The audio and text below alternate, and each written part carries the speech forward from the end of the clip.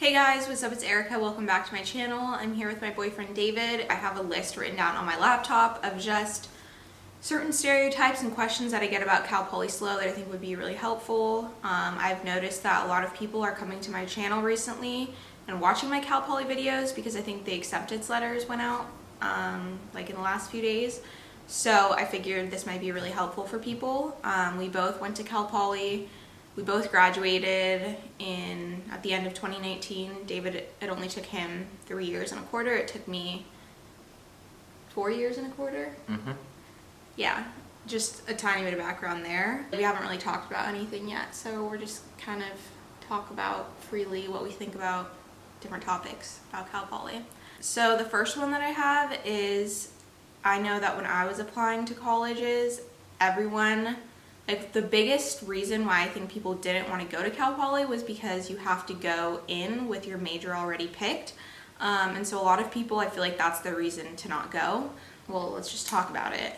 I don't know where this stigma came from. I honestly don't know if this was ever actually a thing. Well, you do have to pick your major going in. Yeah, but the idea that you can't change your major, I don't know where that came from. And it's, at least from my 3 years there, your 4 years there, and it's totally not true. Well, I think it comes from, the fact that starting your freshman year, you take major classes. At most schools, you just do all your GEs in your first 2 years. Was this the condition? Was this the situation for you? No, I didn't. What about you? I definitely was taking construction management courses. I think I had 2 my first quarter, 2 the second, and then like 2 or 3 the third. But the reason why I was placed in them. I just switched out of them. I was really nervous and I did not want to be in any small classes. So that's why I didn't take the construction management classes my first year. But I did take a lot of the other classes that you had to take for our major. Like I was taking calculus, I took other things. All the support classes. Yeah, the support classes. But, and I don't know, I feel like that when people say, oh, you can't change your major, that's like a loosely used phrase in the sense of like, you can, it's just hard. And it is hard, but I think people maybe think it's more difficult than it is. There are definitely certain majors that are really, really difficult to transfer into, like any engineering major. I know business is hard. I looked at changing my major to business, and I was pretty much like, no, you don't have a chance. But because of my grades, because I got, I think, like a C+ when I took economics at Cal Poly, and they were like, no.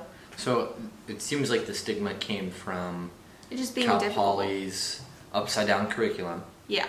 Their requirements for switching majors. So the requirements for switching majors is meeting a certain GPA, right? And then taking certain classes too, right? Yeah, what happens is they'll give you a sheet and it lists out, it's normally like some intro classes, and then if you're switching to engineering, you'll probably have to take like a physics 1 and a calc 1, stuff like that. And you gotta have a good you have GPA. to, yeah, you have to have, there's always like a GPA, and it's not the same for every major that you're switching into.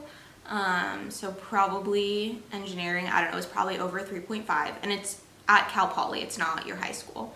And then with the classes, they'll give you like, you need to get over an A- or something, and then like a B in this to be able to switch in. But once you meet those things, then you can switch.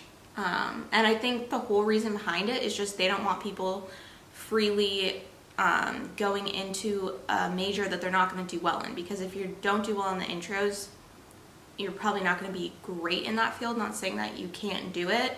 And the hard part about this whole process too is that you're most likely still taking your major classes, your major courses. And when you don't want to do that, like let's say you choose to switch a major halfway through a quarter, and you're like, okay, what are the requirements, GPA, these different classes that we got to get you signed up for? Well, all of a sudden you're in a course that is irrelevant to what you want to major in at that point. So now you have to get a good GPA in a class that is not going to do you any good anymore. So it is challenging. And I think also the hard part is, now that we're talking this out, Classes are impacted, and so when you are in a major and you have to take a course, it's a lot easier when you're enrolling to get into it. But if you have no reason other than I'm trying to switch, if you talk to someone, you will probably be able to figure out your way in. You might have to try a few times, but on the actual registering system, the registering system is not going to give you like easy access. You would think it's first come, first serve, and you're like, oh, I got my foot in the door for this course. But no, it's about priority, yeah. And giving that priority to the students who are already in that major, who have declared it and made that switch in their system. Yeah. So I guess upside down curriculum and high GPA requirements are probably the stigma behind switching majors. And I also don't think that if you are able to switch, I feel like maybe some people are afraid that they won't be able to finish on time. I finished a quarter late, and I didn't take my first construction management class until my sophomore year. And you can always take like college classes someplace else. That's what I would do to help get me credit. David did that. That's how he graduated early. He had AP credit from high school. Probably if you're going to Cal Poly, a lot of you have AP credit. I didn't. So I went in pretty like empty slate. I would say that's a big recommendation for anything with Cal Poly. A lot of the classes, I can't remember what the website is, but there's some .org website where you can put in, all right, I want to see credits for Cal Poly from this school, and there's this one, I can't remember what it is, but you can take a lot of your GEs through there. He's right. There is that website, which if I can figure out what it was, I used to use it all the time. I'll link it. Put it on the screen here. But if it's not there, I couldn't find it. That's that. Now the next thing I want to talk about is the learn by doing motto. Just talk about what we think that is at Cal Poly and how it goes. Cal Poly recently got commended at one of the California state franchise tax boards. Like a committee meeting or something like that, but they specifically called out Cal Poly SLO and said we need more schools that exercise this learn by doing process, because it's been proven to be successful. A lot of people leave Cal Poly with the knowledge they have because of this learn by doing attitude and the way the curriculum's set up. It's set up to learn by doing. People get set up with jobs, and people seek out Cal Poly students because they learn by doing, and it's a great way to learn. Yeah. It definitely sets you up for getting a job. Sometimes internships, you need some to graduate in certain majors. In ours, we didn't, but every single person I know had an internship.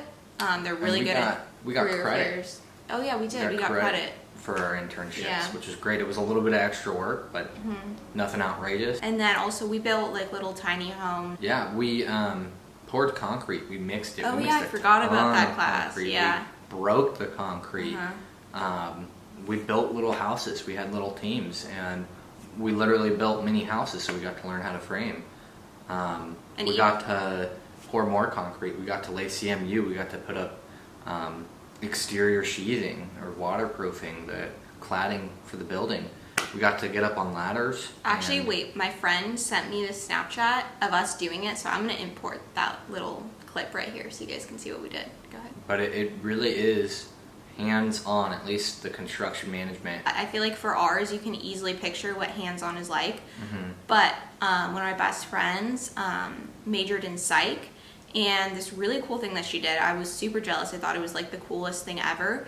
But basically, they had students who I think were also in psych, but in lower classes. They signed up, and they basically signed up for this person in this class to be their therapist. And so they would meet with them and actually act like how you would expect one to act. I thought that was really cool. Not that all people in psych go that route, but that was a really cool experience. Okay, then I want to talk about off-campus housing. I feel like I don't hear a lot of people talk about this, but I feel like when you're actually at Cal Poly, it's really difficult. Do you want to talk about your experience? I'll just kind of run through my 3 different housing situations.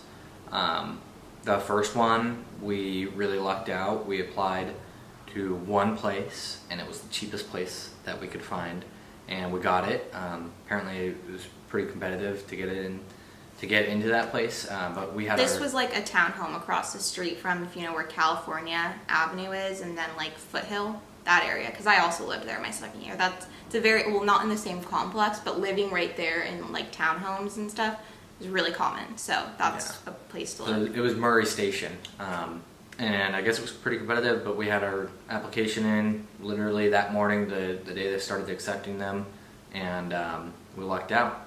The second year, we had some friends who were at a house on High Street, pretty close to High Street Deli, just a block away, and they were moving out, and they put us in contact with their landlord, and we hit it off with him, and he got us into the place. I do remember looking at other houses, and there were lines out the door, but we lucked out again and got this one guy. And then we tried getting out of that house the next year. Keep in mind, when you're looking at houses, it's like 4 or 5 months in advance. Mm-hmm. You might move in June or July or as late as September when school starts, but you're looking in January and February. The latest would be March. So our third year after our High Street house, we tried to get out. We tried to find a house that was better and closer to campus, and had no luck. Luckily, our same landlord that we had a good relationship with had recently finished renovating a house, and actually, like, the power wasn't even on when my roommates moved in. Neither was the water. So, you know, we lucked out again. But anyways, we basically did it through connections. That's how we got ours. Yeah, so my second year, which actually it was a little bit different in the sense that I remember my friends and I, we went around and we had like our apps like ready to turn in, and we did not hear back from probably like 4 of the complexes. Mm-hmm. We only heard back from 1, but we got it, and so we lived at Mustang, which is literally right across the street from the stadium. That's a lot of people live there, and it was fine. Our third and fourth year, we lived in a house that was like maybe 5 to 10 minute drive from campus. We went to the open house, and there were a ton of people there. It wasn't really like we were picking the house, it was just like, please pick us. And actually we got it because when we sent in our application, this was a house that like could technically, they have a max of, they said 4, but when we applied it was only 3 of us, but we said, okay, we need a 4th person, we're not going to pay this much for the 3 of us to live here. But apparently that's why like the landlord was like favoring us for the possibility of only having 3 people living there, because I think a lot of the landlords are really worried about the damage that's done. And that's another thing, is for guys it's even harder to find a place, because just it's like boys, college boys in general are probably going to cause more damage, and it's so much easier if you do know an older student who can help like pass down a house or something like that. I think probably with COVID it's a little bit easier. Price points too are really crazy. For like a 3 or 4 bedroom house, you're gonna for sure be paying over $3,000 a month as a group for the house. So something to think about. That's something that I never heard before going to Cal Poly.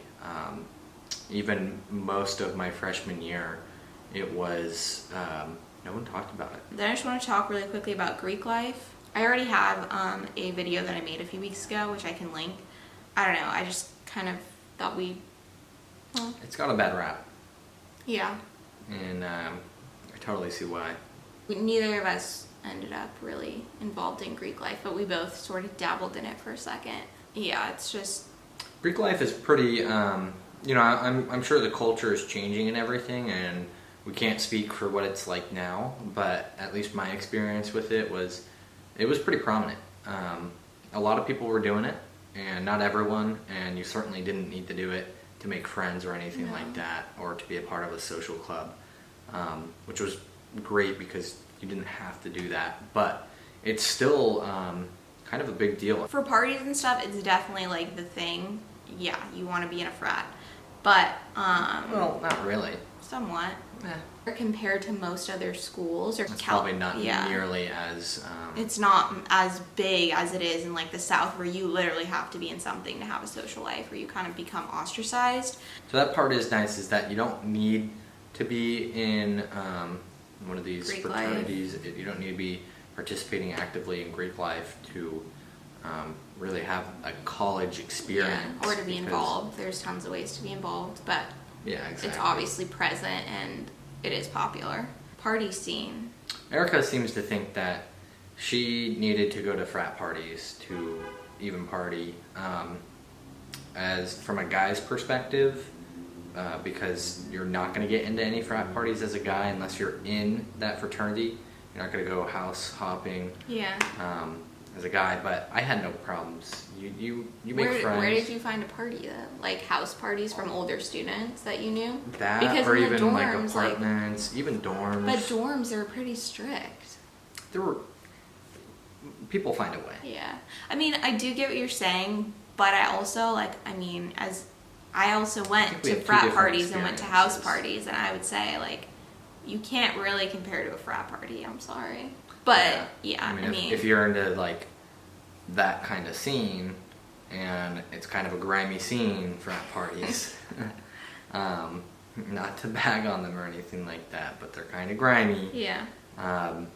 You know, if you're a girl, you're gonna have no problem finding a party. As a guy, you do kind of have to go actively seeking that if you're not in a fraternity that's gonna throw parties. So I know a lot of kids like to go out to bars underage, and You could try. Yeah, most people get their fakes taken away. In SLO, they're really strict on them, so it's not worth trying. If you're gonna fake it, it better be a pretty legit California, because most of the time they're not. Even if you're out of state, yeah, and even if it's real, with your passport. Yeah, even if it's real, they will just not let you in because they're so worried about getting in trouble. Okay, so cars. I feel like a lot of people ask about taking a car to Cal Poly. I knew one person that had one their freshman year, but it was pretty expensive to keep it on campus. And then also she would have to park it like 10, 15 minute walk away. Yeah, you don't get a good spot. A lot of times to even get a car on campus, you have to write some reason. So let's say you have a job off campus, or maybe you have like some health thing where you need to go to the doctor's office, something like that.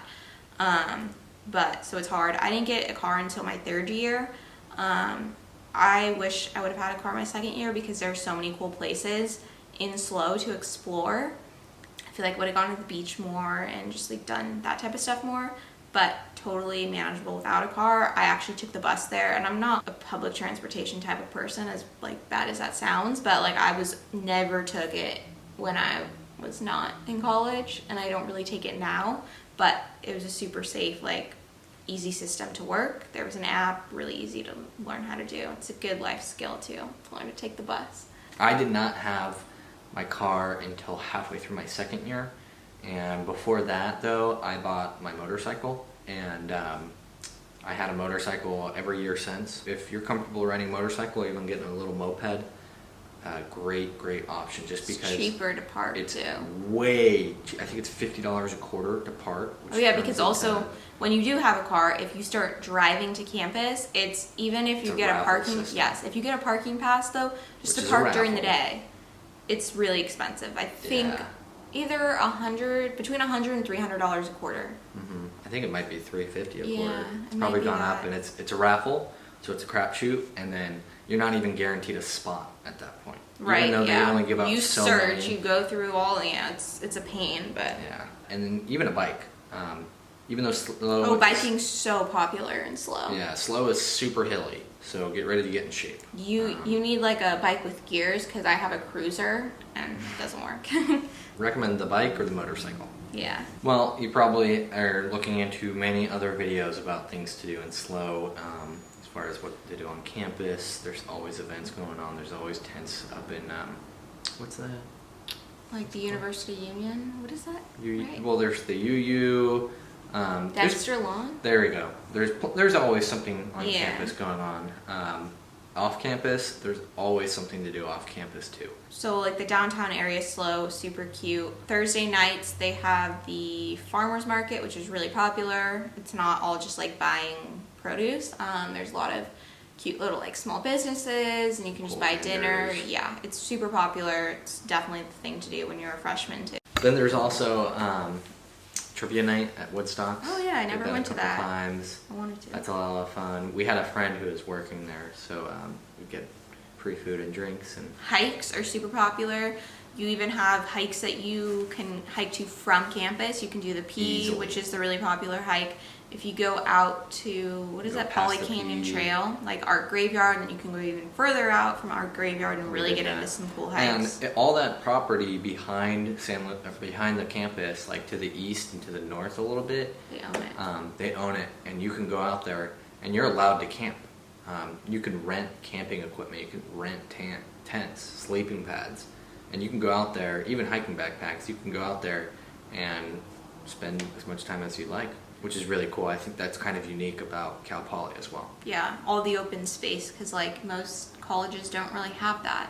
But then Yeah. you don't feel like you're isolated also. It doesn't feel like, oh, I'm in this tiny town with nothing to do. There's a ton to do, and there's also a lot of like nature areas to explore. And I think that's what's unique about Cal Poly too is the nature part, because there's only one other school in California that's public that owns more property than Cal Poly does, and that's Berkeley.